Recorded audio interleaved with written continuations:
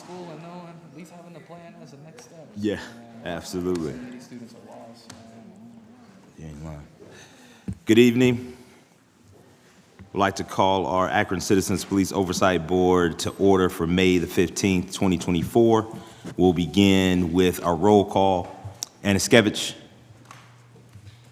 Here. Gippin. Here. Peoples. Here. Hawkins. Here. Castle. Here. Costa. Present. Richards. Here. Ms. Reed will be absent on this evening. Boyd is here.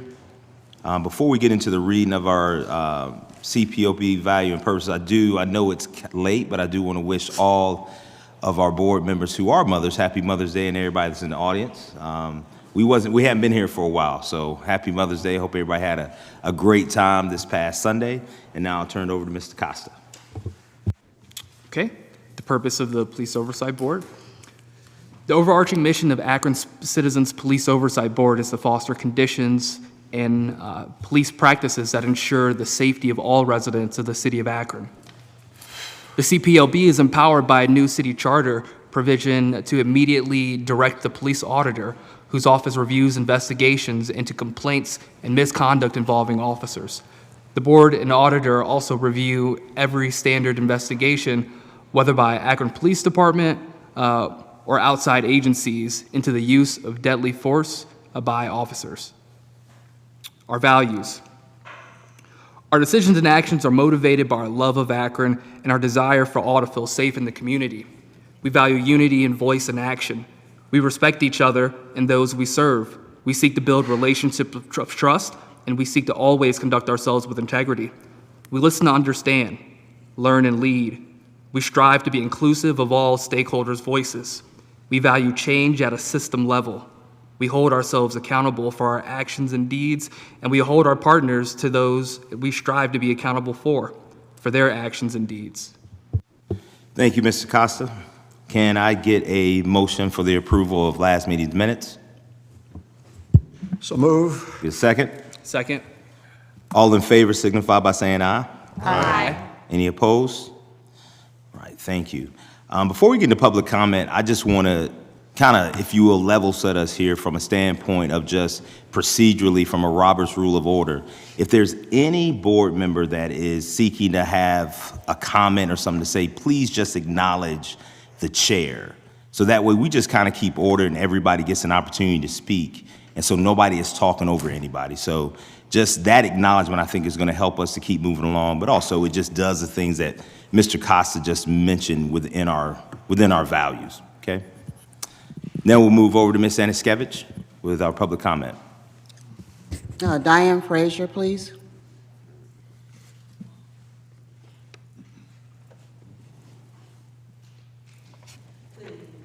Good evening. This event happened May 9th, 2023.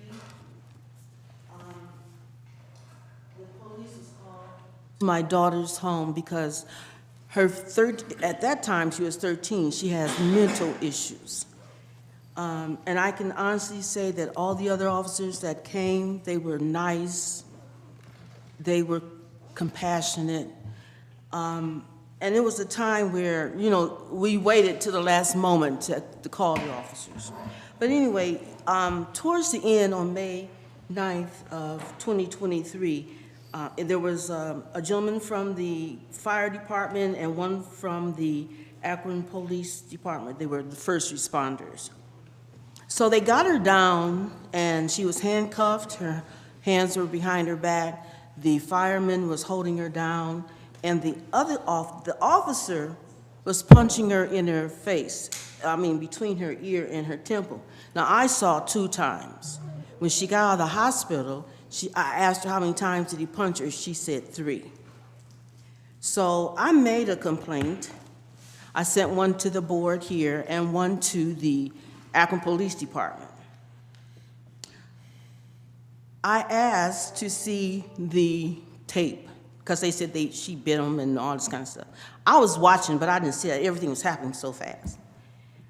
I filed this. They never let me know they had completed the report. And then I called, they said, well, come down and get this. I went down, oh, you have to go back and get this, we don't have that. You have to sign the paper. The last thing they had me do was have my request notarized. I did everything they told me. I mean, I was down there like 5, 6 times. And then when I did get the disc, they didn't have the information that I requested.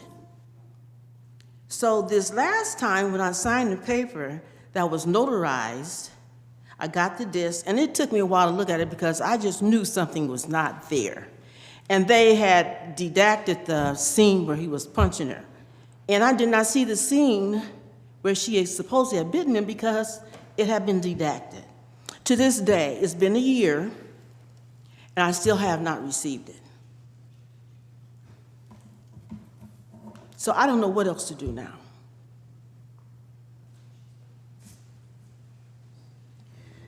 Thank you, Ms. Frazier.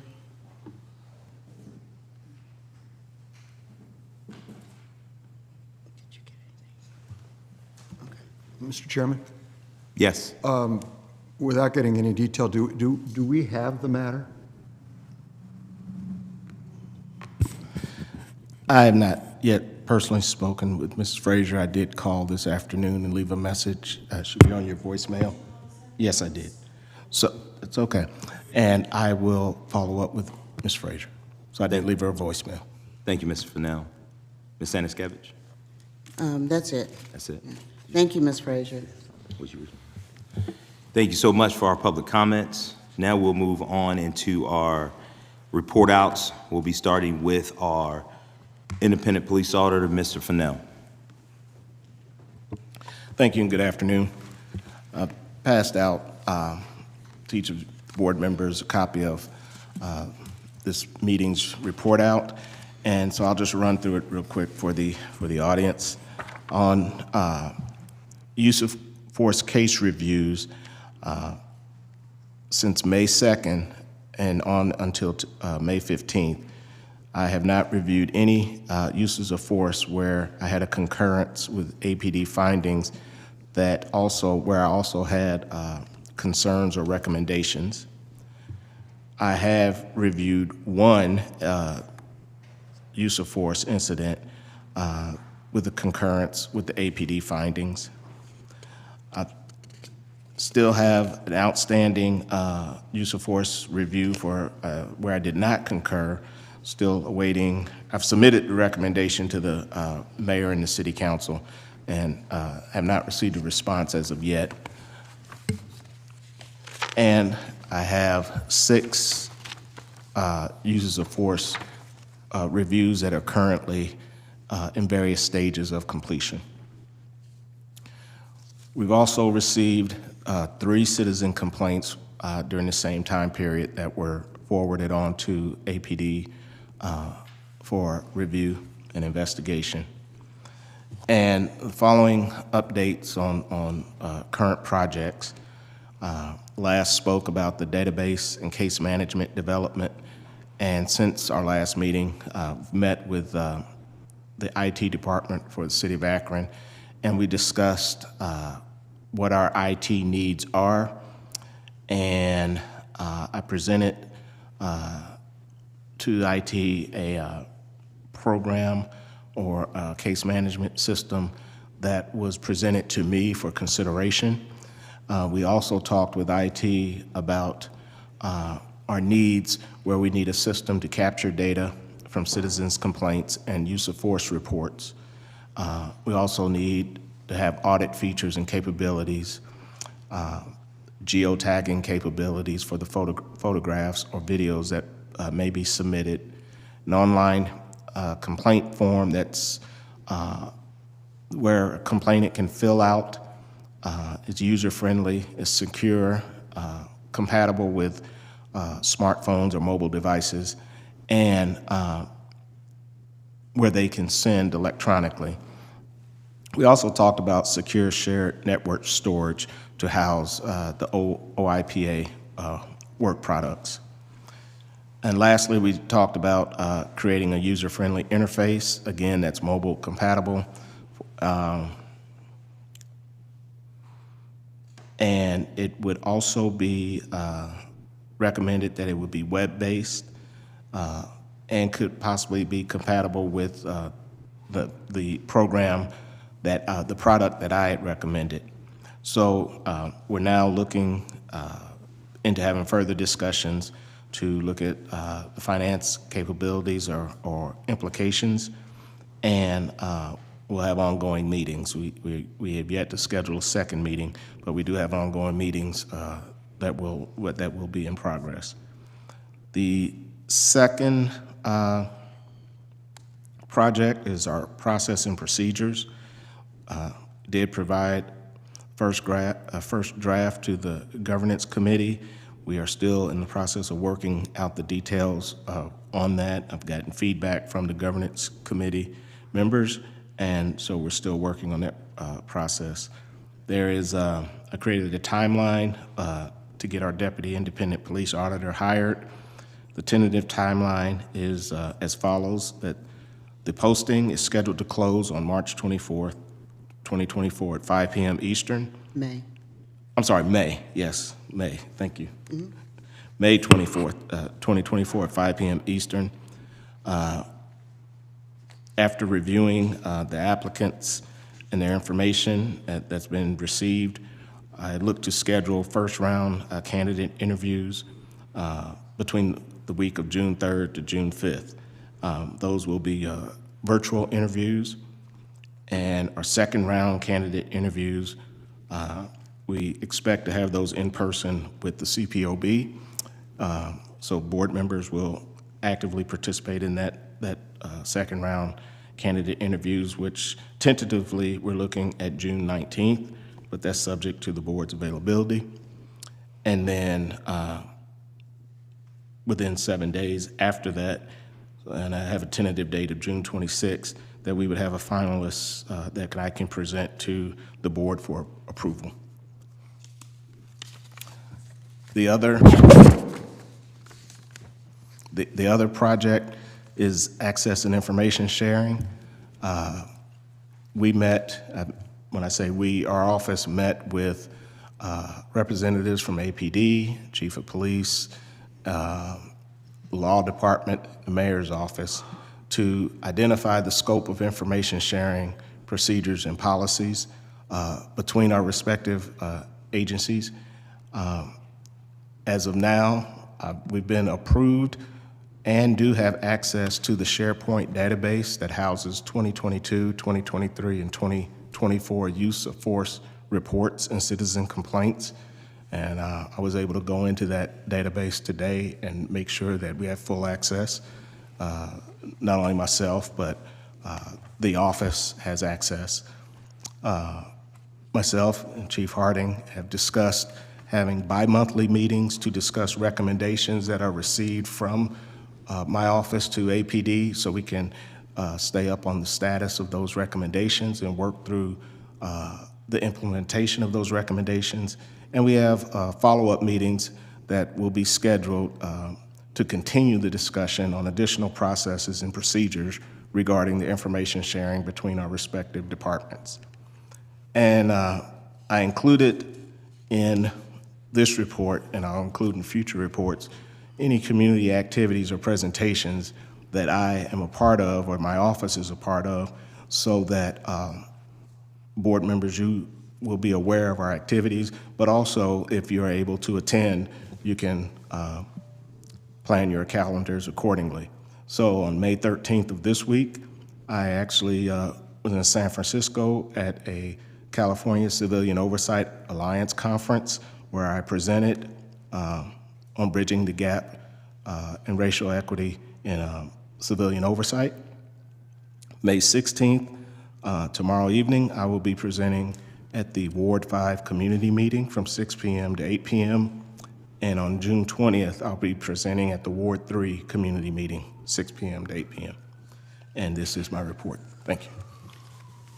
Thank you so much, Mr. Fennell. Thank you, Mr. Fennell. Well done. Thank you.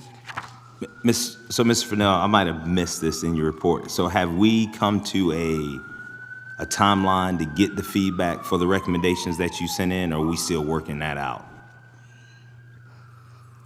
Right now, we don't have a timeline, so we have not worked through that yet. Okay. It was my understanding the board was going to present, I guess, a resolution with a timeline Okay. recommendation. Okay. Thank you, Mr. Fennell. Does anybody have any further questions or comments for Mr. Fennell? Mr. Chair? I have a question. Mr. Fennell, how many applications have we received today?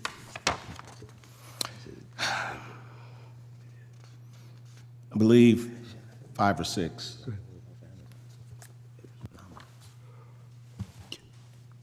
Did we invite any of our previous auditor candidates to apply for our deputy auditor position? Just out of curiosity. I have not made any personal request of anyone to apply. I submitted the information through various social media sites, but I have not made personal contact with anyone to apply. Two other questions, quickly. Of the, I guess, some of the 6 complaints that you're dealing with right now that are various stages, any themes or trends that are arising? And second question is, at the May 13th presentation for the Civilian Oversight Alliance, I'm just curious, likewise there too, trends, themes, takeaways from your time there? Okay, in looking at the uses of force incidents that I've seen thus far, even in some that I have concurred with the reasonableness of the use of force, the primary theme that I'm seeing, and this is a non-scientific data review, it's just simply just what I'm seeing so far, is that many of the officers are quick to use hand strikes, specifically fists, to subjects' face and head. And so what I want to do is, once I get the deputy auditor on board, is really be able to do a deep dive into that and also look at training and see how that correlates, and then begin those discussions with the police department. Understand it's not necessarily a violation of policy in the use of force, but there are some areas of that concern me in using strikes to one's head, whether it's fist or with an impact weapon. So I want to look into that and be able to have a more informed discussion and see if that's really a problem, or is this just from this group that I'm looking at. You know, we have a couple hundred to go through, so, you know, maybe I just have found, you know, a collective group that has that, and once I go through all of them, we'll be able to determine if that is an issue or not. And then your second part, yes, you had a second part. The takeaway from the conversation in California, yeah, my presentation was on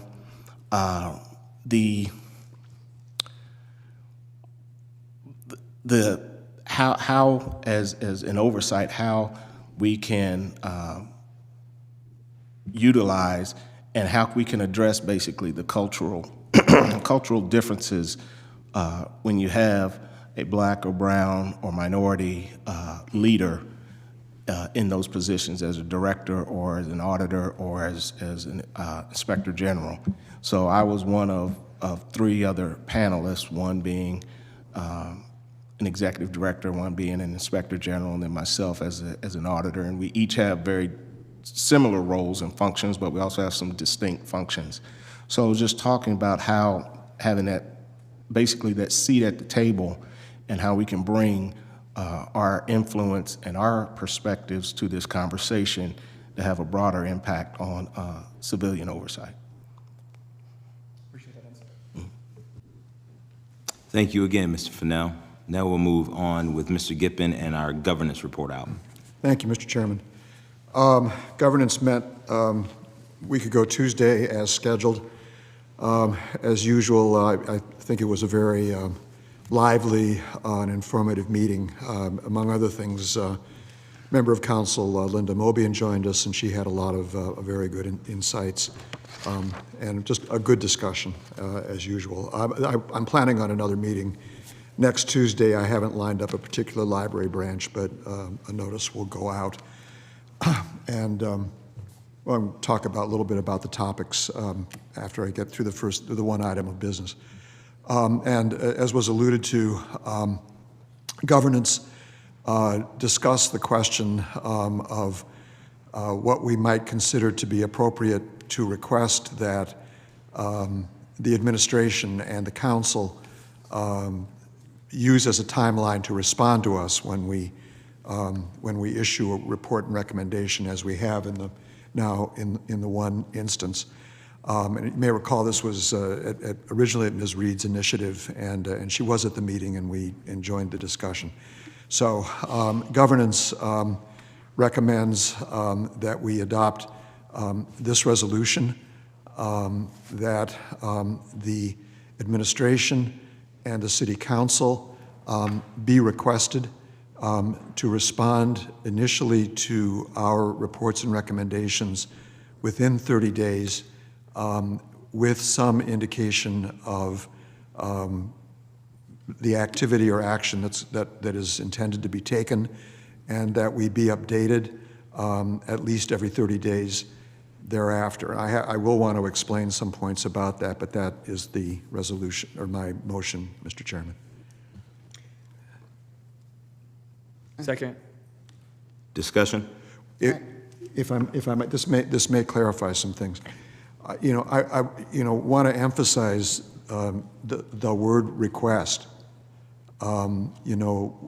This board has no authority whatsoever, to require the administration or the council to do anything. But the charter does say that we shall report both to the mayor and council. And I've said administration, but it's the mayor and council. That's how it's drafted. So that's what we did. And we think it's appropriate to request that there be some general timeline established, and Mr. Fennell alluded to that. And we thought that 30 days initially to give us a response, at least an acknowledgement, with some indication of how it will be processed, and then with updates thereafter. As to council, it's in the charter. I mean, we report to them, and we think it's appropriate still to request that they respond to us.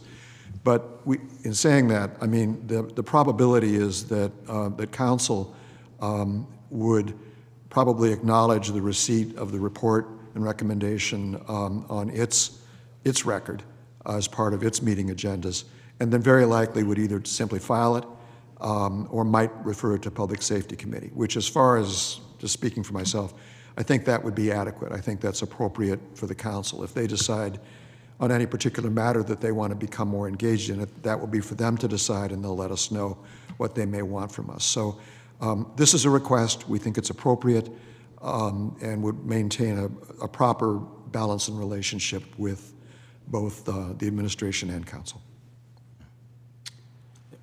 Okay, so I have a question.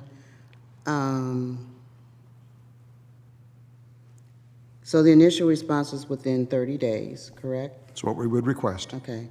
So if 30 days turned into 60 days and 60 days turned into 90 days and we still haven't really gotten past first base, if you will, what's our recourse?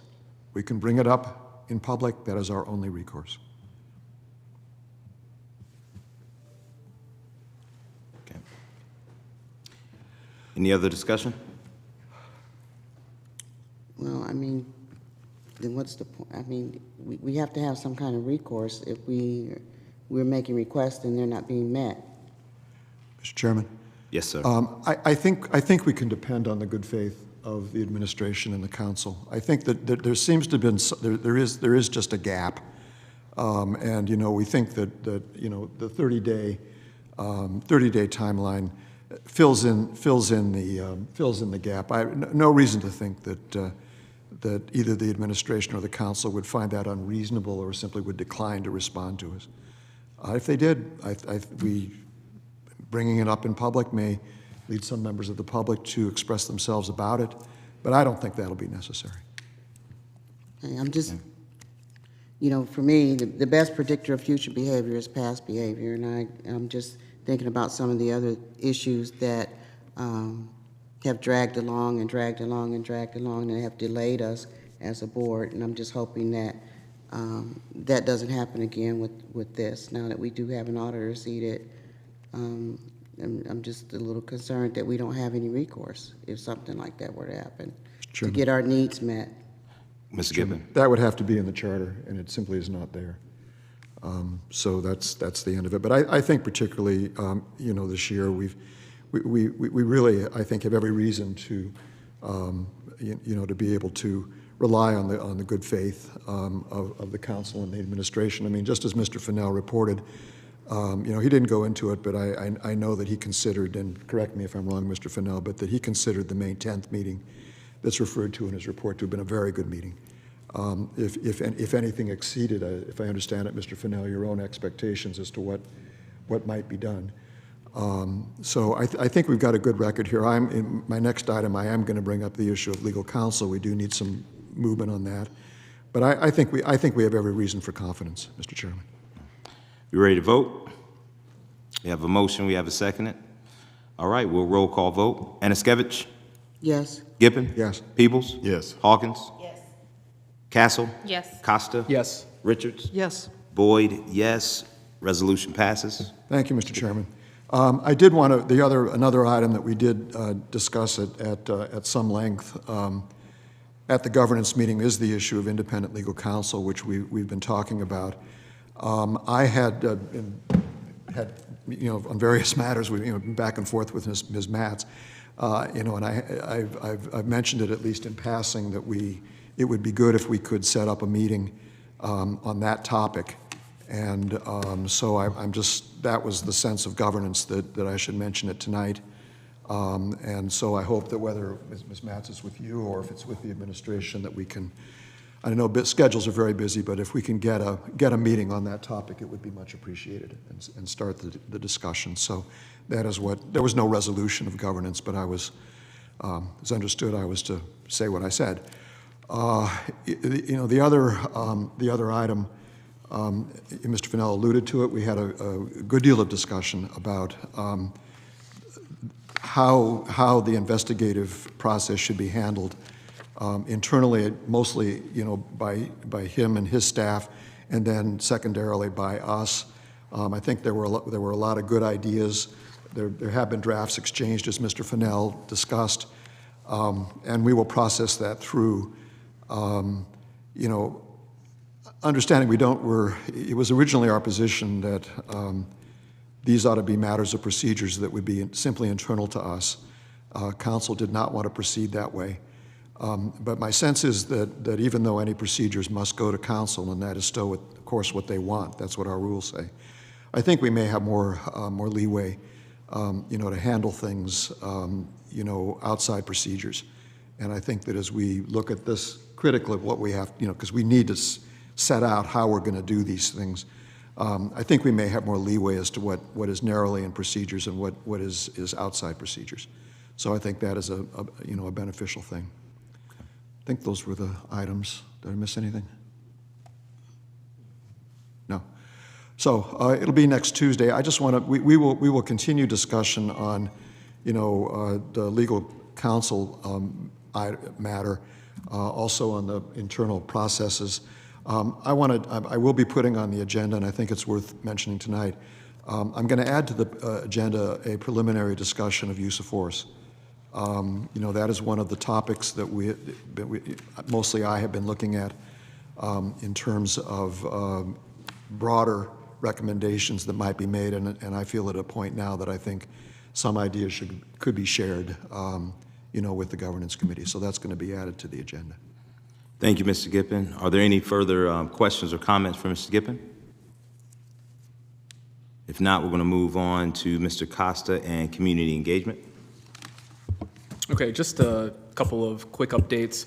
I had mentioned, and this is a piggyback off of Mr. Fennell's report, I think I got a little bit ahead of my skis at our last meeting in trying to figure out how we can push along making our complaint process more user-friendly from iOS and Android devices.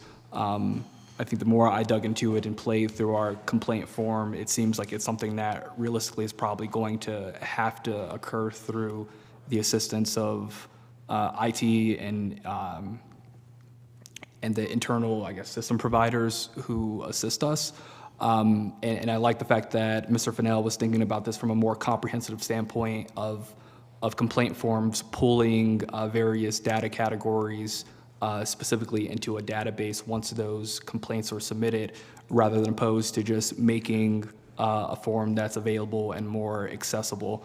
So I'd like to connect further to see, does it make sense from a timeline standpoint to hold until we've got a bit of better understanding as to the timeline of actually creating that database, or whether or not we can actually get a more user-friendly complaint form up in the interim prior to actually getting a interactive database set up that is that works in conjunction with the complaint form. So there's an update on that. I will be attending the Ward County Ward Council meetings with Mr. Fennell, and that's my only update as of now. Thank you, Mr. Costa. Are there any questions or comments for Mr. Costa at this time? If not, we'll move on to Ms. Richards and our Human Resources report out. Thank you, Mr. Chair. Our only report out is contained in the auditor's report about the posting and the trying to find our deputy auditor. Already done. Thank you so much, Mr. Richards. Appreciate you. Now we're going to go back to Mr. Costa with our finance report out. Just a quick update. There were some concerns expressed, I believe, at our last board meeting with respect to the salary that we had allocated for our deputy auditor position. I have since connected with the finance director. The concern being that while we have, clearly have the money in the budget to bring on the position this year, whether or not that would be in our budget for ongoing years based upon the way that we structured Mr. Fennell's contract. So did confirm that will not be an issue with the salary level that we have laid out, even with the standard cost of living increases that are going to be set out. So wanted to address that issue. I know that I can't see her, she's behind Bob's chair, but I think Nanette Pitt had brought that up as being potentially a concern. And as well, too, we'll also be working with Mr. Fennell and the finance director with respect to figuring out the implications of, the budget implications of us having a potential, I don't know what the acronym is for this, the SIVLIL, but in essence, the program that would incur some costs for housing our data system. Yes, that's called civil. He just spells it. Yeah, yeah. Thank you, Mr. Costa. Again, are there any questions or comments on the finance report out? All right. Go ahead, I'm sorry. Did we have a salary cap, a beginning and cap for the deputy auditor? Yes. I thought we did, We do. I thought we did come up with something. So we didn't have a cap, but we just set out the pay range of There's a 80, range. 80 to 90K. Okay, that's. Or 80 to 90,000.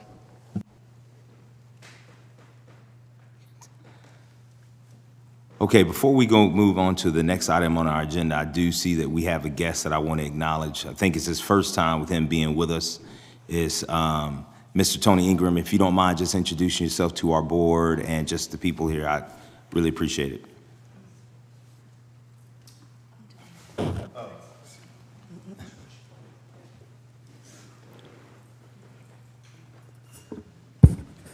All right, good evening, everyone. Thank you for that acknowledgement. My name's Tony Ingram. I am the public safety strategist here in the mayor's office. Started in February in this position and starting to get things rolling. I will be more present here at these meetings moving forward. So thank you for the opportunity to introduce myself and be here today. Thanks. Thank you, Mr. Ingram. Appreciate you. This week is National Police Week, so it's appropriate that we have our Chief Harding here, and also Captain Mike Miller, who's going to do a presentation over some changes in policy. So we welcome Captain Brian Harding and, Chief Brian Harding and Captain Mike Miller to the podium. No, good evening. We just want to say thanks. We're coming today. First off, thanks for recognizing that today is this week is National Police Memorial Week. We had our memorial last week, but I know in DC they're celebrating that today. So thank you for that. We came today pretty much just to talk about some changes around our pursuit policy. I believe that's been shared. You may be aware that we've made some changes recently. So I'm going to kind of turn it over to Captain Miller at this point. He's going to kind of cover some of the changes we've made, have an opportunity for some engagement, some feedback, and we'll look forward to any questions or things you may have for that as well. So thank you. Good evening, everyone, members of the board, citizens here. I appreciate the opportunity to be here tonight and provide some information for you all. It's kind of been in the making. You guys have heard that there were some changes, revision to our pursuit procedure that was kind of in the works, and a lot of discussion, a lot of mutual collaboration between, the city administration, the police department, this oversight board, and others. So we appreciate all of that, everyone leaning in to bring these changes forward. I have passed out a hard copy for everyone for your review. Additionally, I've sent an electronic copy of this to you all's email, as well as a supplemental item, a data sheet that has some of the information related to pursuit data and numbers and how many we have, how many are canceled, the reasons they're canceled, how many of the pursuit end in crashes, things of that nature. That is for your review. If any additional questions would come after your review, happy to answer those either electronically. You can send me some emails or provide that to Chief Harding. And at his discretion, he'll have a member, myself or someone else, respond to those questions that you may submit, or we'll answer those in person for you at a future invitation or opportunity here tonight. There's really a key significant change to our procedure. First of all, we embrace this change. We think that it's a benefit to everyone, including our citizens, our police officers, and the administration also has that position. But I will say that before I get into what this change is, and many of you may have even heard what that entails, we've always been mindful, even as outlined in our policy, to the risk factors related to a pursuit. There are a lot of mechanisms in place that start first in our dispatch center when the officers notify that there is a situation that will lead to a pursuit and or how that pursuit is activated, but as what not only the officers involved in pursuit, but the shift level supervisors that also monitor those pursuits. And those are outlined in the procedure for your review, but a significant change here that went into effect mid-April, early to mid-April. Chief Harding put out a chief's order that directed us to these changes. And so the shifts began having conversation and or roll call trainings and discussion about that chief's order related to this particular change, which essentially is effective mid-April. Officers are prohibited from engaging in a pursuit solely for or limited to just a equipment violation. So the ORC code 4513 gives a very lengthy description of what classifies or what constitutes a equipment violation, but just some of the common descriptions of those would be anything related to like a plate light or not having a headlight or a cracked windshield or anything that would fit into that very broad definition. That reason alone, officers are prohibited from initiating a pursuit. And should they initiate a pursuit, then we have those other stop gaps in place where shift supervisors kind of monitoring that. One of the things that they always ask at the beginning of the pursuit is the reason for the pursuit. So if the officer answered back to say, hey, equipment violation, right, or whatever that response would be, the shift supervisor, if not the officer, would just cancel that at that point. So 4513, again, gives a very detailed description of what those items are that fit under an equipment violation. Again, we embrace this change. We think it makes and essentially enhances, officer safety, community citizen safety, and we think it'll just actually serve everyone very well moving forward. Before I go any further, are any questions thus far? Mr. Gibbon? Mr. Chairman. Captain, thank you. One question on that provision. As I'm reading this, it says that officers may not engage in a vehicle pursuit when the only offense, that is to say, I assume that means the observed offense that's occurring at that time, is an equipment violation. What would be the situation if, in addition to the equipment violation, the computer system was reporting that somebody, visually apparently the driver of the car or someone that could be seen as affiliated with the car owner, had an arrest warrant out? What would happen then? So that's a great question. I appreciate it. And there are a lot of nuances and variables that will change the dynamic of that initial classification, right? And that's why it's spelled out there for only. So if it was all and only and limited to just the equipment violation, there would be no further engagement.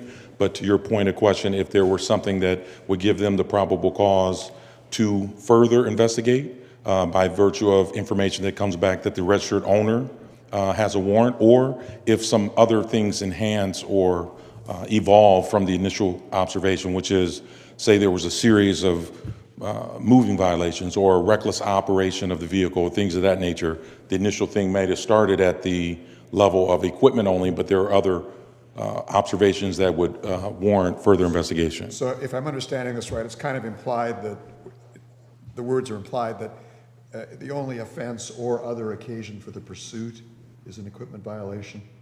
Would that be That's right. So again, if just simply, if my only reason to get behind citizen X is the illumination of a light, no plate, and that might be slightly different, but say it's a cracked windshield or some other classification under the equipment code, then there will be no further police action to promote or prompt or a legitimate pursuit from that standpoint. There are other factors, as you mentioned, that could take place.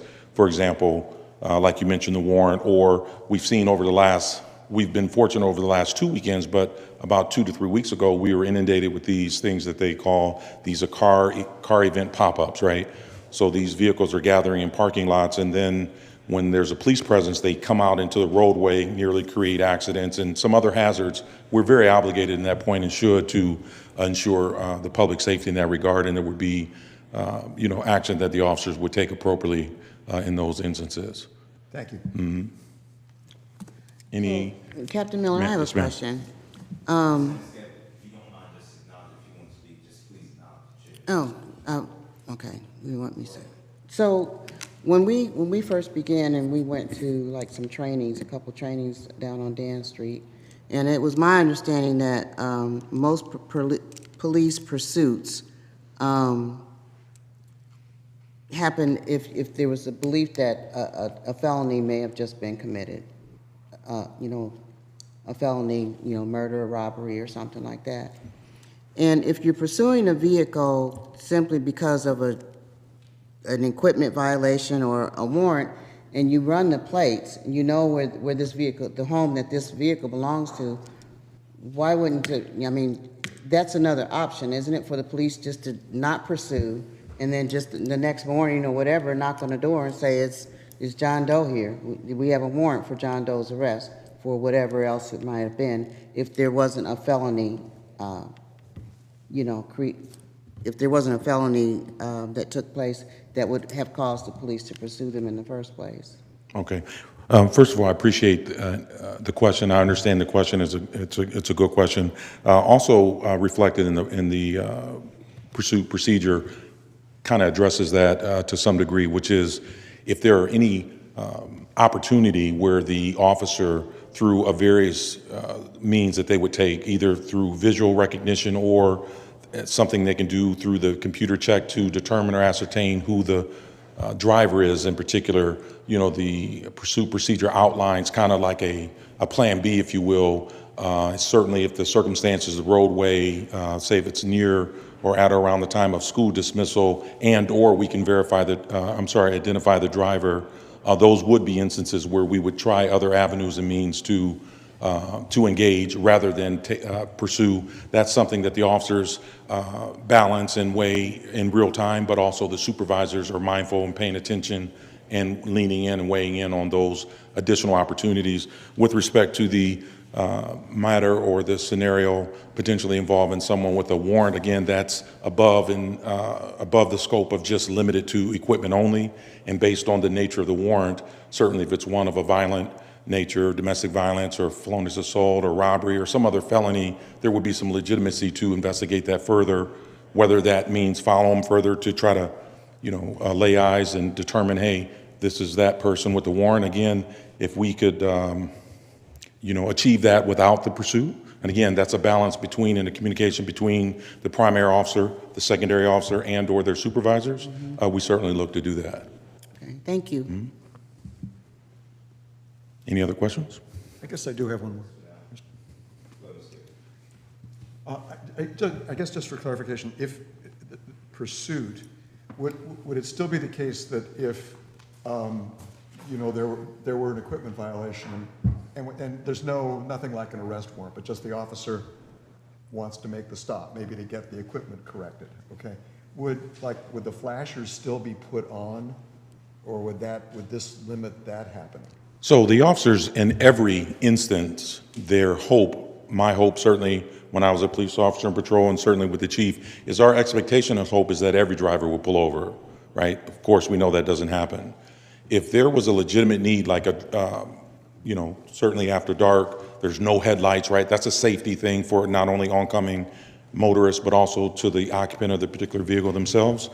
There may be a need, and I've done it, where, I would want to turn my lights on to get their attention I might not approach the car with any particular enforcement motivation, but simply to say, hey, were you aware that your lights were out? And I think the officers are very mindful in that regard. But certainly, say, for example, they did attempt to do that as you outlined, and then they took off from them, then if it was just that and that alone and there were no other indicators, then of course, per the procedure, we wouldn't engage in that fashion. Yes, thank you. Captain, I'm looking at this pursuit, and it's got some prohibited actions in Section G. What page number, sir? I'm sorry, page 4, and on to page 5. So at the top of page 5, it talks about no deliberate contact shall be made. So does that mean that the Akron Police Department does not utilize what's commonly called a pit maneuver? So we don't as a general practice, and I can say that in my 25 years, that's never been the standard, but there are some very slim exceptions, and they would have to be present and or articulated in real time, and the supervisor takes a role in weighing in to determine if that is needed. And I can't think of a real-time example, but say, for example, it's a child abduction, an Amber Alert, something very, very extreme, and roadway conditions weren't adverse, right? Like there could be a particular scenario where that would be a legitimate thing to do. We guard against that. We try in every instance not to do that. But the policy allows for very slim circumstances, depending on the circumstance, where I won't say never, but as a whole, that's something that we typically won't do procedurally. Are you trained in the pit maneuver? So I am not sure that we train that. I've not been part of any training, in-service training where we do train that. So there's a lot of safety risks to the officer, to the occupants of the vehicle. So that's nothing that we train on. I'll let Chief Harding weigh in on that question a little further, or any other questions you guys may have for him. Thanks, Mike. Thank you, sir. No, routinely we do not train the pit maneuver. We have a few officers that have had some specialized training, but that's not normally what we do. Super quickly. So I see that with respect to equipment violations under ORC 4513, that safety and seatbelts are included as one of those violations. So I'm understanding this to say that if an individual would not be pursued specifically because an APD officer identifies that individual is not wearing a seatbelt? Okay. Correct. And I think one other thing I'll just highlight real quick, if there's no more questions on that, I think it's really important to note, as we talk about pursuits, last year, either the officer or the supervisor canceled roughly about 48% of the pursuits initially. So while we may have had 189, I believe it was last year, 48% of those are canceled quickly by the officer or the supervisor. So we consistently balance that risk of the safety. I mean, some pursuits can last a half a block, some pursuits can last longer. So we routinely cancel those pursuits as well. So I think some of the data on the second sheet will be kind of eye-opening and an opportunity for you to review that as well. But Captain Miller said, if you have any questions, we'd be glad to come back. We're always looking to engage and get feedback. So thank you for that. Thank you. Any further questions or comments for Chief Harding or Captain Miller? Okay.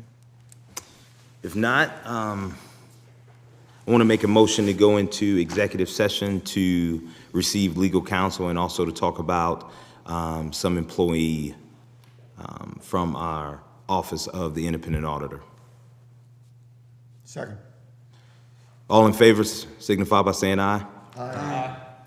Any opposed? Thank you so much. We're going to go into executive session. Got a roll call? I'm sorry. Anaskevich? Yes. Gibbon? Yes. Peoples? Yes. Hawkins? Yes. Castle? Yes. Costa? Yes. Richards? Yes. Boyd, yes. Thank you very much. We'll go into executive session.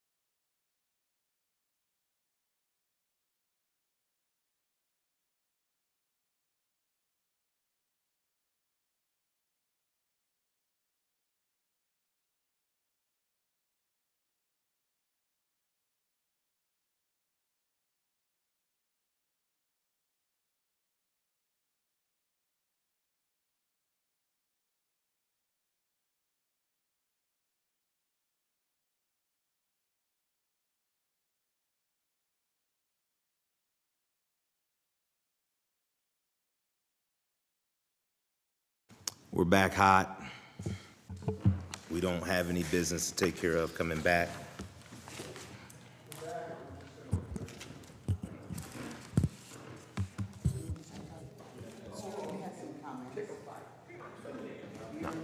What you say? Yeah, we'll announce now, but I announce it with us, but then we'll announce it when we come back. All right,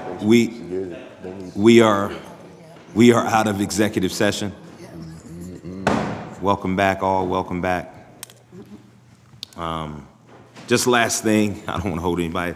My comments are very simple. Thank you all so much as a board for your time, for your talents and your gifting to serve this board and to serve this community. Really, really appreciate it. Chief Harding did mention, I had an opportunity to go over to the FOP Lodge last week for their memorial service. It was really, really a nice experience, really appreciative of the spirit of that and what that entailed. And so really excited about and hopeful about what's going on in our city. I'm hopeful because of good people like yourself. So can I get a motion to adjourn? So moved. One second. 2 seconds. Got it. All in favor signify by saying aye. Aye. Any opposed? Everybody have a great evening. God bless now.